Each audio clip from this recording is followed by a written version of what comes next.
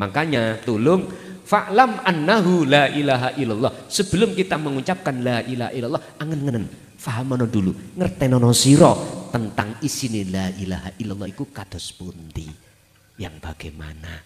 Baru kalau sudah paham, praktekno di dalam lesan, lebih-lebih dalam hati Anda. Inilah sebetulnya ilmu sangkan paraning dumadi, sebetulnya itu. Oke? Assalamualaikum warahmatullahi wabarakatuh. Para pemirsa yang dirahmati Allah Subhanahu wa taala, pada kesempatan kali ini kami akan menyajikan sebuah tausiah dari Kiai Haji Mukhlason Rosyid dari Mojokerto.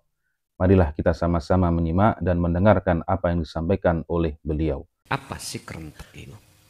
Kalau di dalam sifat maknawi ini disebut irodah, rohbah, apa? Kehendak. Jenengan dikongkon ngening noi karpe ojo diakoni iku musik sampean. Kerentek loh, kerentek sampean jangan diakoni kerentek keingsunan hamba. Sampean harus tetapkan kerentek itu kerentek urip. Setelah kerentek iku melampah, musik iku menjalankan. Gini ki yang ku maksud fal ya'mal amalan sholihan. Jadikan satu carane biar cepat mandengo netepno yen sejatine apa di dalam kerentek atau musik itu adalah urip. Sebetulnya ini Pak, tidak terasa inilah prosesnya dzikir sirul asrar. Cuman dulu tidak disebutkan iki dzikir sirul, sebetulnya sudah masuk. Karena apa? Biwahdaniyah. Karena sampai digiring lewat suluk si salik itu untuk meniadakan selain Allah dalam rangka liqaillah, ketemu Allah. Tujuannya wong suluk iku Pak adalah bertemu Allah, bukan bertemu selain Allah. Berhubung jenengan kalih kula niki berpuluh-puluh tahun ora digenahno carane ngempakno yang namanya dzikir rasa sak temeni iku menyang urip, sontok kebingungan. Cara wong berjalan itu lari di tempat. Saya sering mengatakan terhadap dulur-dulur sing wonten thariqah mutabaroh, tolong dzikir sir iku jenengan gandeng ambek sirul asrar. Supaya suluk sampean iku ben gak tahun-tahunan. Mohon maaf, Rasulullah ketika Mi'raj itu hanya ditempuh satu malam. Mulai dari Masjidil Haram ke Masjidil Aqsa sampai Sidratul Muntaha. Jenengan jangan memandang secara akal. Kalau jenengan memandang secara akal, yo nek nabi, yo nek rasul. Lah ngoten ta? Ojo mandang iku, Pak. Pandanglah dugi sistem di dalam hati. Kalau memandang dari sistem hati, tidak ada perkara yang tidak mungkin bagi Allah. In aroda syai'an ayyakula lahu kun fayakun. Jangan berkecil hati. Innaka la tahdi man ahbabta. Muhammad, sesungguhnya bukan kau yang bisa memberikan hidayah terhadap orang dekatmu, apalagi orang jauh. Seperti kita kan orang jauh, Pak. Dikatakan orang jauh bukan ahli bait, bukan sahabat, karena kita masanya tidak masa zaman kenabian. Saya katakan jauh. Orang dekat aja nggak bisa, apalagi orang jauh. Nah terus sinten Gusti yang bisa memberikan hidayah itu? Ayatnya mengatakan, walakinnallaha yahdi may yasha, akan tetapi sing isok memberikan petunjuk, yang bisa memberikan membimbing jenengan iki dari Masjidil Haram ke Sidratul Muntaha, dari jenengan ning alam kefanaan ini menuju alam bakok, ora ono maneh kejaba Gusti Allah. Makanya di situ bahasa Quran lah man mayyasa. Man iki nakiroh, artinya umum, siapapun Anda. Yang jelas itulah golongan yang Allah kehendaki. Walaupun jenengan kali kula bukan nabi, bukan rasul, Pak.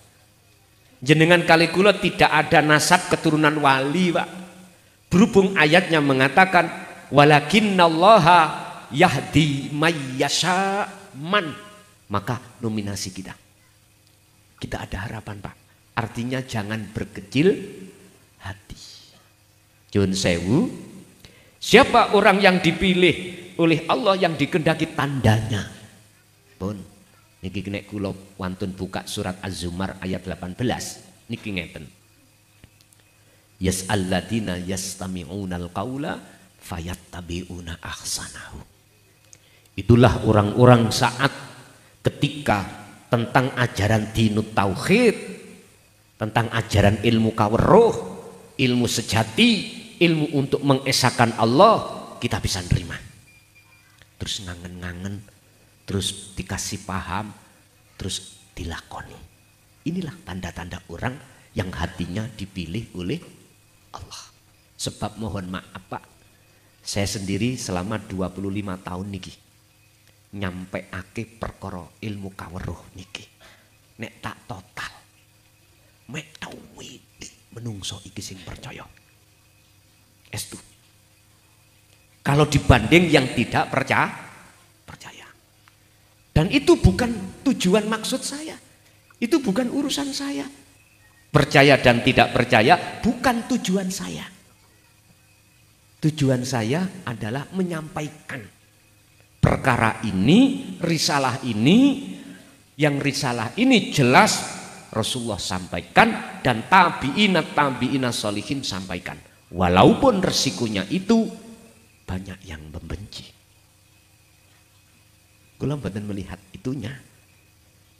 Melihat jatuhnya perintah untuk menyampaikan walau karihal musyrikun, walaupun saya banyak yang membenci, tetap kami sampaikan karena tujuan saya bukan untuk orang itu percaya, ndak.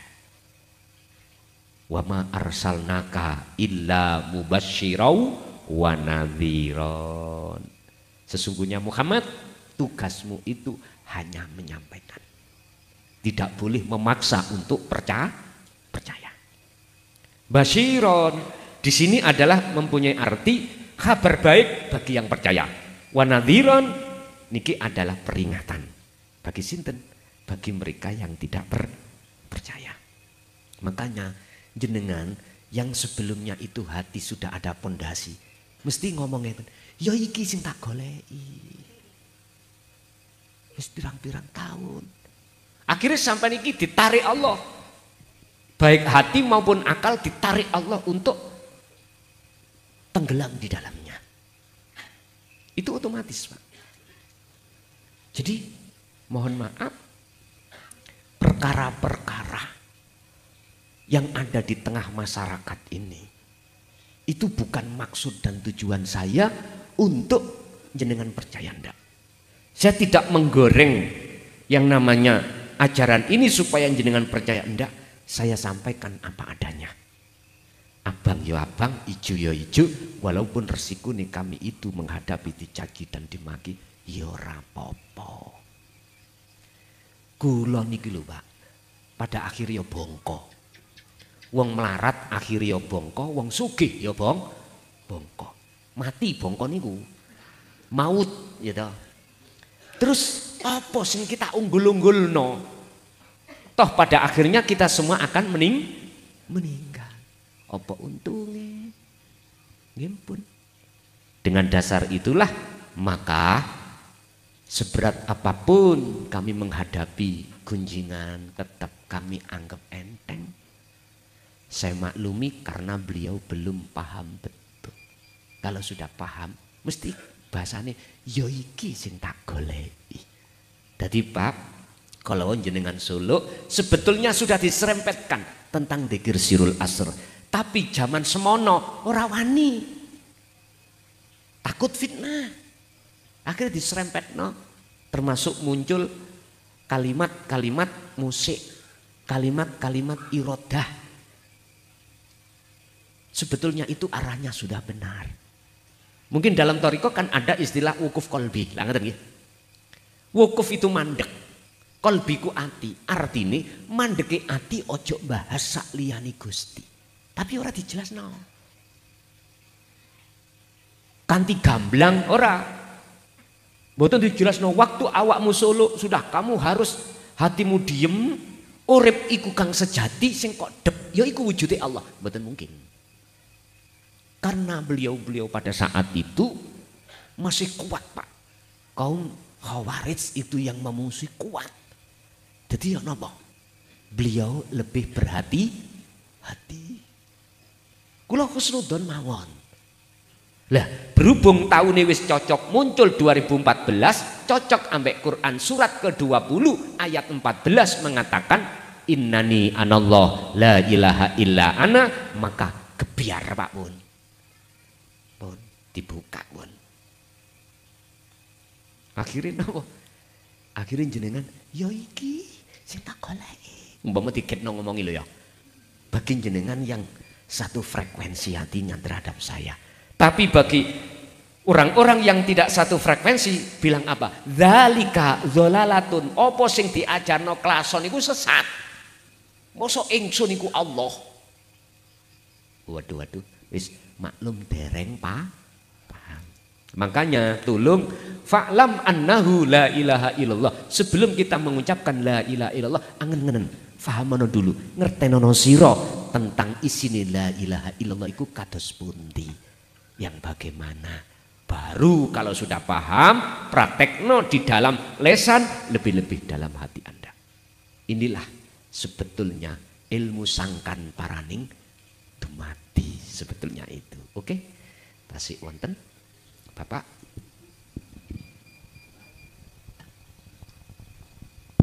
Assalamualaikum warahmatullahi wabarakatuh. Menanggapi jawaban saking pertanyaan derek kawula wonten turen, jikalau sirul asr itu sama dengan sholat daim, lalu berapa tahapan lagikah untuk sampai ke musyahadah? Mekaten. Assalamualaikum warahmatullahi wabarakatuh. Waalaikumsalam warahmatullahi wabarakatuh. Apa sih artinya sirul asrar itu?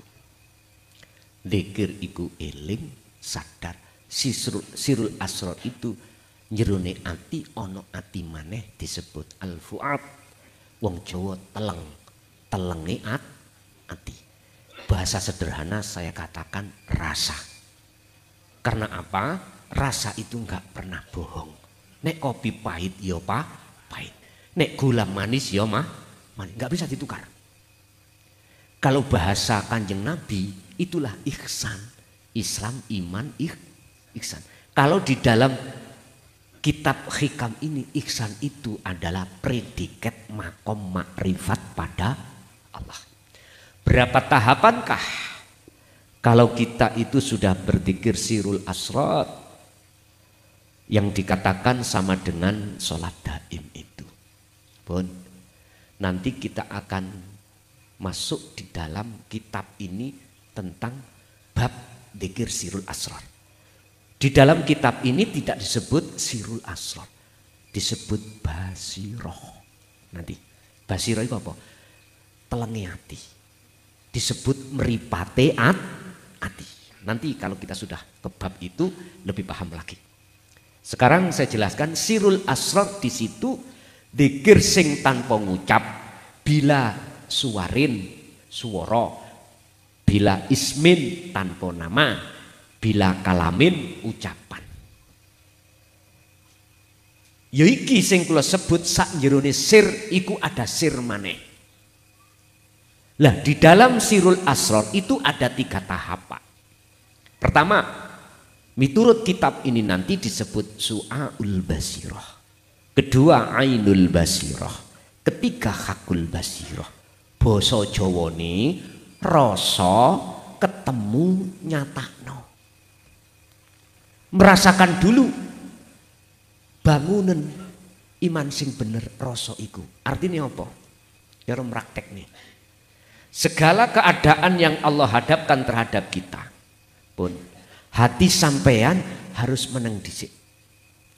Harus merasakan kehadiran wujudnya Allah yang kusebut urip. Dengan teori jikalau tidak ada urip, nggak mungkin keadaan itu bisa datang.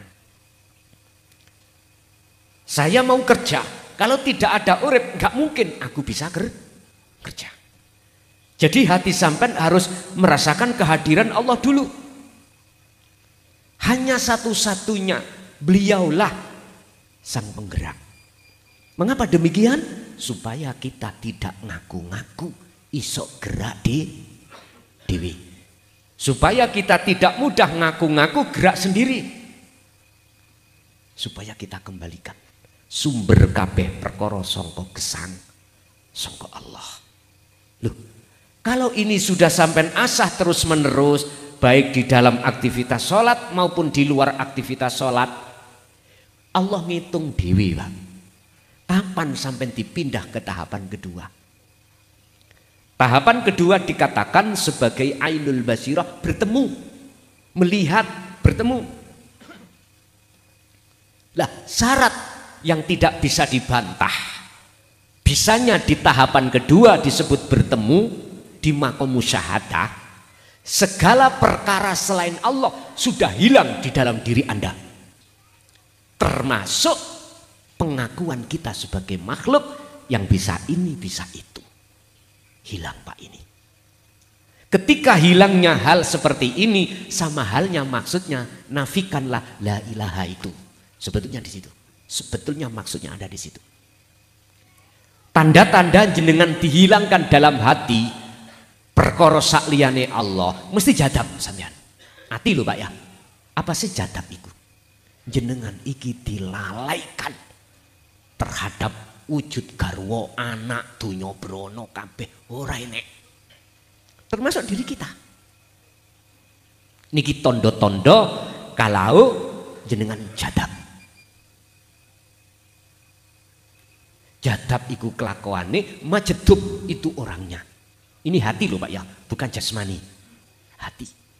Hati sampai itu dilalaikan Allah terkait masalah apapun selain Allah, termasuk dirinya.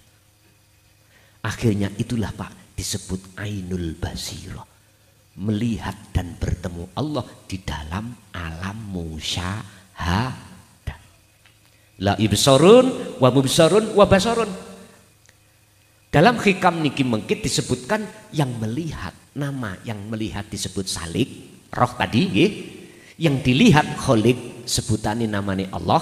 Mata untuk melihat disebut basiroh, itu fana, Pak, nggak ada. Akhirnya disebut apa? Ingsun. Dan basa njabane urip. Tentang bab masalah ingsun, apakah Rasulullah sampaikan? Ingsunnya Allah. Jelas tertuang di dalam surat Al-Anbiya ayat 25. Ini sebagai jawaban orang-orang yang mengatakan bahwasanya Rasulullah nggak pernah menyampaikan hakikat ma'rifat terus sinten. Iki bukti. Al-Anbiya ayat 25. Wa ma arsalna min qablika mir rasulin illa nuhi ilaihi annahu la ilaha illa ana fa'budun. Mengapa demikian? Adanya ayat yang tersirat yang muncul di tersurat Quranul Karim berarti ya. Iki sebagai bukti bahwasanya beliau Rasulullah tidak mengkorupsi wahyu. Satu. Nomor dua, membuktikan bahwasanya Rasulullah juga menyampaikan maksud tauhid la ilaha illa ana. Inilah, Pak, makom ma'rifat itu di situ. Setelah itu tahapan yang terakhir hakul basirah, menyatakan yaitu tadi ingsun. Ana, bukan ana makhluk loh, nggih. Makhluk kan pun selesai tadi, sudah tiada, tinggal hanyalah Allah. Makanya ingsun kembali kepada Allah. Hakul basirah, inilah, Pak, itulah tahapan. Tahapan ketika saat kita mengenal pengertian dzikir sirul asrar.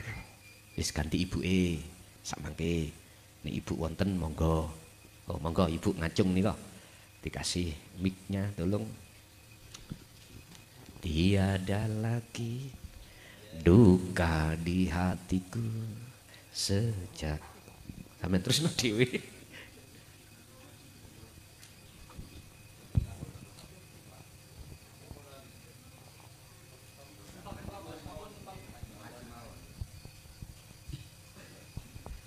Assalamualaikum warahmatullahi wabarakatuh. Gus kula badhe tanglet nglampahi maos kitab niku dipun angen-angen utawi dipun renungi niku napa termasuk kholwat napa dereng. Nomor kalih keteranganipun tiyang syariat niku terose lek mboten purun berdoa niku diwastani tiyang sombong niku makrifate dos pundi cekat semanten. Assalamualaikum warahmatullahi wabarakatuh. Waalaikumsalam warahmatullahi wabarakatuh. Khalwat, apa sih artinya khalwat? Yakfur bit-taghut wa yu'min billah. Niku ta'rifi khalwat. Hati meninggalkan perkara selain Allah. Lalu hati mendekat dan bertemu Allah. Itu khalwat. Maksud takrif definisinya ada di situ. Sekarang yang ditanyakan ketika saya bertaklim, angen-angen isine kitab, paham maksudnya, apakah itu sudah dikatakan khalwat? Jawabannya adalah jikalau pada saat itu hati jenengan walaupun berangkatnya dari satu kefahaman ilmu, akhirnya Gusti Allah menyalakan nurnya ilmu, wujud nurnya ilmu faham, terus jenengan dalam hati ada satu keyakinan bahwasannya selain Allah itu malakum dzarraw wala naf'an, tidak punya daya upaya untuk mendatangkan manfaat dan mencegah mudarat, maka jawab saya iya. Sebab kefahaman sampean tidak berhenti yang disebut sebagai ilmu, enggak. Tapi sampean rasa ning jero dodo. Itu sudah dikatakan khalwat. Terus apakah khalwat ini hanya bisa dilakukan saat jenengan iki memahami menghayati satu ilmu tauhid itu? Enggak. Yun sewu. Jenengan keadaan masak lho. Terus ati sampean iku muncul rasa yen sak temene perkara agawe masak iku sangka urip, itu pun khalwat. Bukan yang dimaksud khalwat takrifnya secara umum itu harus secara fisik ninggalno anak, istri, suami, pekerja. Enggak. Boten. Miturut kula khalwat itu artinya adalah mujmal, mutlak. Bisa berlaku dalam keadaan saat jenengan jasad repot gembul dengan urusan dunia, bisa jadi itu khalwat itu jasad tinggalkan urusan dunia. Kita kembali kepada takrif maknanya bagaimana? Hati meninggalkan perkara selain Allah disebut taghut, lalu hati mendekat untuk bertemu Allah.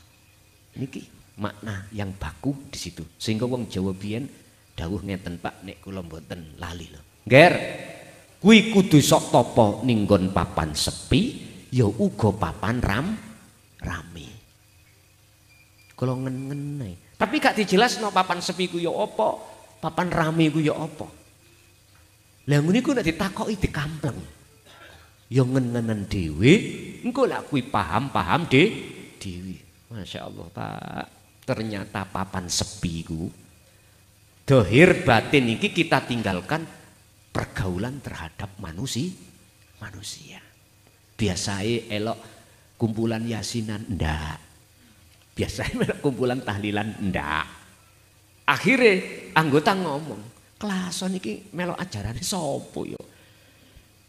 Wis opini yang berkembang, akhirnya fitnah yang terjadi. Padahal saya tinggalkan pergaulan terhadap sesama manusia atau makhluk semata-mata biar hatiku cegak mudah terpengaruh. Dan iki ada yang tidak seperti itu. Papan gon rame adalah ternyata maksudnya jasad ini si gelut bersinggungan dengan urusan masyarakat sosial. Tapi hati oleh karena gecokan dzikir sirul asor mongko ning kono mudah hatinya bertemu Allah ngoten. Tapi luwih abot niki, Pak. Luwih abot niki. Sebab secara umum perkara selain Allah itu bisa dijadikan sebagai pengaruh. Tapi tidak, sebetulnya Allah menghadapkan kondisi apapun itu maksud Allah tidak untuk mempengaruhi jenengan, untuk menguji. In asobathum musibah qalu inna lillahi wa inna ilaihi rajiun. Anda akan bisa sambung menyang Allah, bali onang Allah. Walaupun itu perkara yang dihadapkan Allah.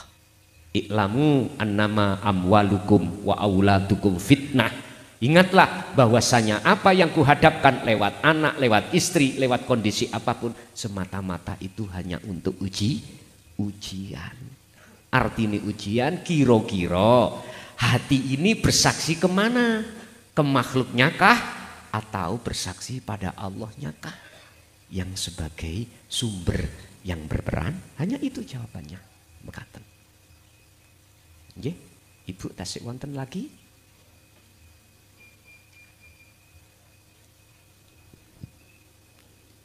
Cukup Ibu? Mungkin Bapak kembali barangkali Bapak tasik wonten. Monggo Pak, Mbah, monggo Mbah.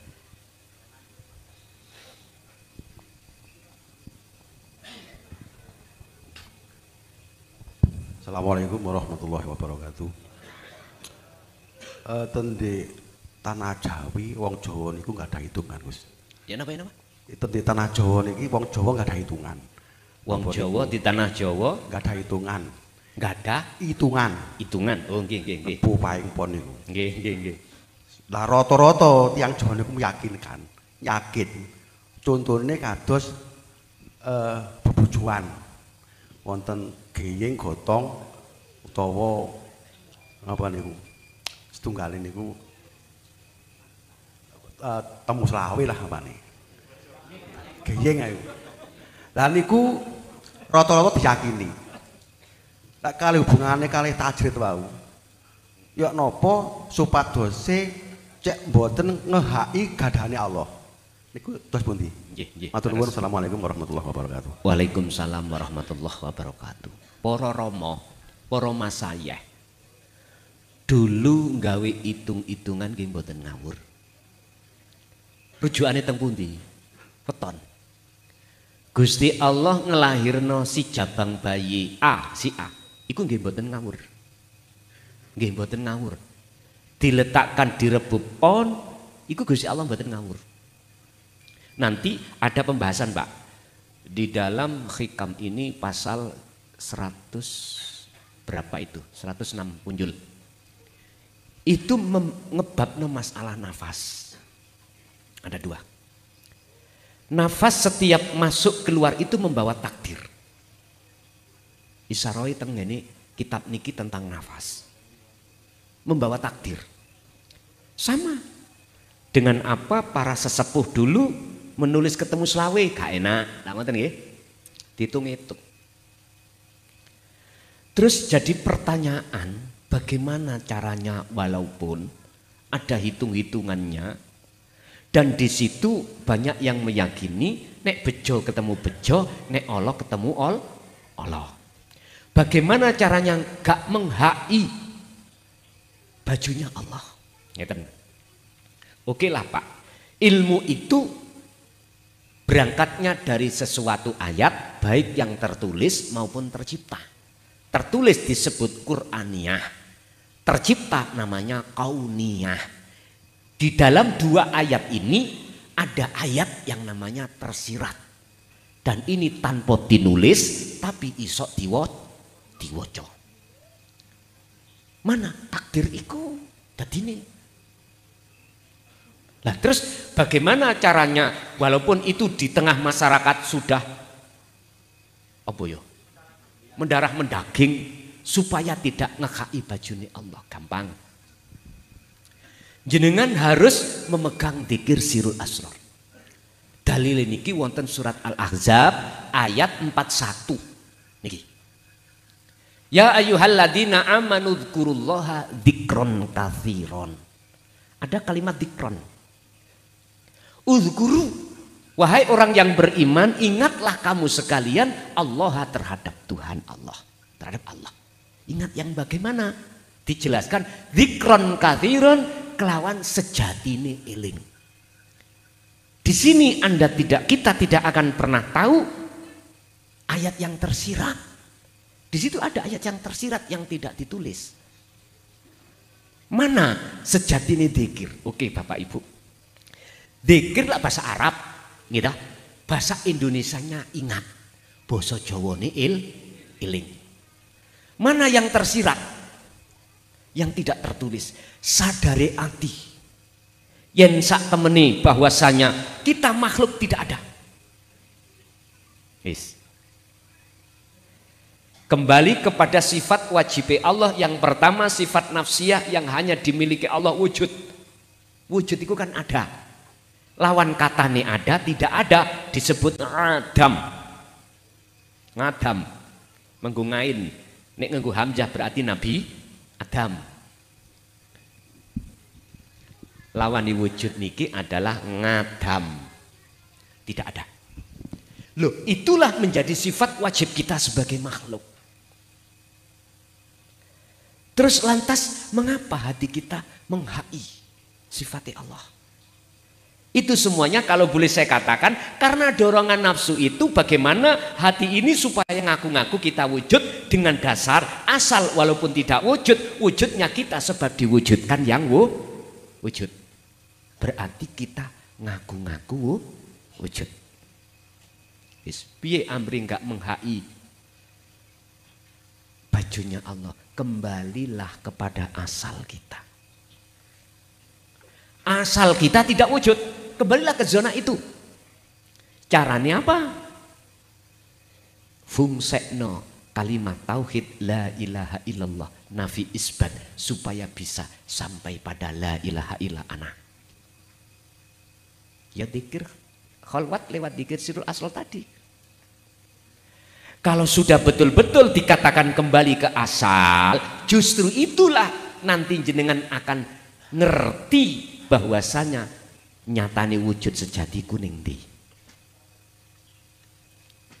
Ternyata kalau jenengan sudah kembali kepada Adam, disitulah nyata wujudnya yang wujud. Sehingga bisa kutarik satu kesimpulan. Wujudnya Allah itu di dalam ketiadaan kita. Nyatane wujudnya Allah itu di dalam ketiadaan wujud kita. Atau dalam arti wujud kita itu sebagai makhluk itu abal-abal. Omon, koyok. Wah, ini tenggelam di situ wujud dohiri Allah mungkin. Memang harus seperti itu. Mutlak supaya wujud itu hak milik Gusti. Kalau jenengan sudah kembali ke asal kita, ngapunten Kang Kathah. Disitulah nanti tandanya jenengan tidak merampas baju Allah.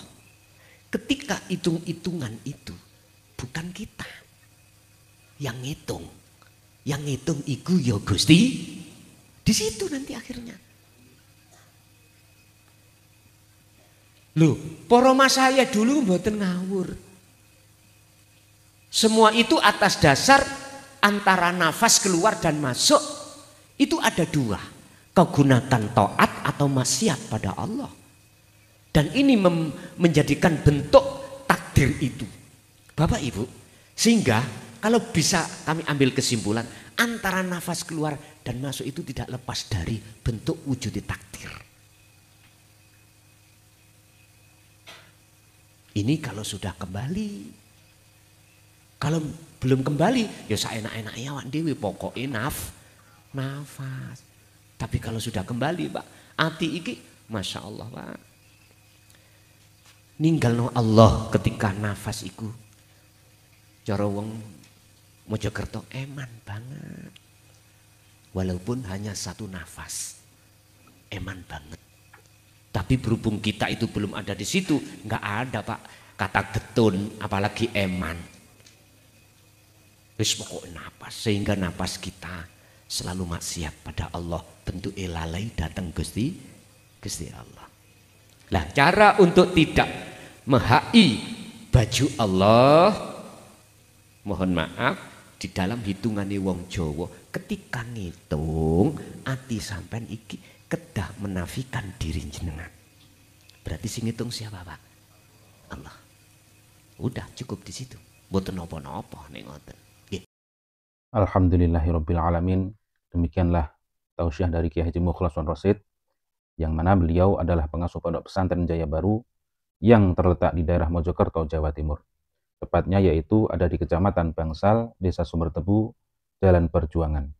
Beliau adalah ulama sufi, ulama tauhid yang mengajarkan ilmu-ilmu tauhid dan tasawuf, yang mana dalam ilmu ini juga berkaitan dengan ilmu leluhur Jawa, yaitu yang mengutamakan ajaran kebatinan. Ilmu tasawuf dan tauhid ini adalah ilmu yang bertujuan supaya seseorang bisa mencapai ma'rifatullah, atau ma'rifat kepada Allah, atau biasa disebut oleh orang-orang Jawa ilmu sejati. Dan ilmu tasawuf atau tauhid ini mengajarkan supaya manusia tidak tersesat nantinya.